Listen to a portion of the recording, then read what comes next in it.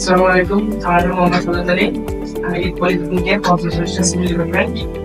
আমি হচ্ছে প্রথমত আমার একজন বড় ভাই এবং হচ্ছে এই সময় গত বছরে আর কি কুড়িগ্রাম পলিটেকনিক থেকে সিভিল ডিপার্টমেন্ট থেকে বের হয়ে তখন একটি বেসরকারি একটা কোম্পানিতে জব করতেছে আর কি। তা উনি হচ্ছে সবগুলো বিষয় আর কি ওনার স্কিলটা সব দিক দিয়ে ডেভেলপ করছে আর কি। অটোক্যাড, তারপর বিভিন্ন যে এস্টিমেট, সব দিক দিয়ে আমি দেখছি যে ওর ভাই আমি পারদর্শী আর কি।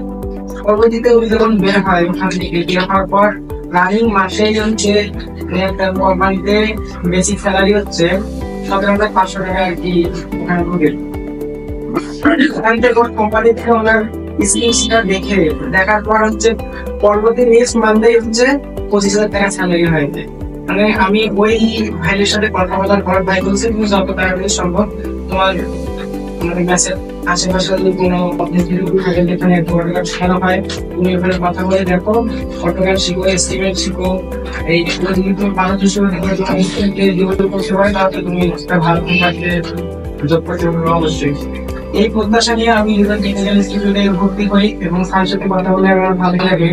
আর পরবর্তীতে যখন স্যারের সাথে ক্লাস করি স্যার আমাদেরকে যথেষ্ট তার নিজের যতটুকু আর কি মেধা আছে ততটুকু দিয়ে আমাদেরকে আর কি শেখানোর চেষ্টা করেন। ইনশাআল্লাহ আশা করি যে পরবর্তীতে আমরা ভালো কিছু করতে পারবো যদি এখানে ক্লাস করি এবং আমরা নিজেরা চেষ্টা করি।